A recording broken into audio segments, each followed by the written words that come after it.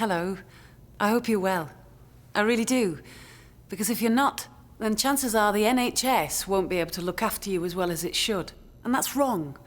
Because the Labour Party created the NHS 70 years ago on the founding principles of it being comprehensive, universal, and free.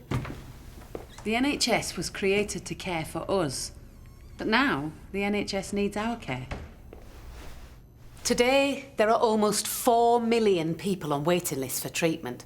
1 in 4 of us have to wait a week to see a GP. And every day, thousands of us have to wait over 4 hours in A&E. Our hospitals are understaffed, and the staff who are so utterly dedicated to our well-being are overworked and woefully underpaid. Last year, in England alone, the NHS was £2.45 billion in deficit, while the Tory government wasted £3 billion in their top-down reorganisation. And that's why, when politicians argued about whether we should be in the EU or not, they used something that they knew we all care about. They used the NHS that is desperately in need of funding. So yeah, they stood in front of their big bus and promised £350 million a week. Money they said we'd save. Money they promised would save our NHS. And that's brilliant, because we all like promises, but no one likes it when they're broken. Do you really believe a Conservative government will honour that promise? It's hard to. Why? Because in their last budget there wasn't a penny of extra funding for the NHS or for social care. No, not a single penny.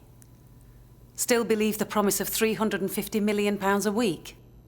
Well, look at it this way. Right now, the Conservatives are actually planning 22 billion, yes, £22 billion worth of what they like to call efficiency savings, but the rest of us would call them cuts.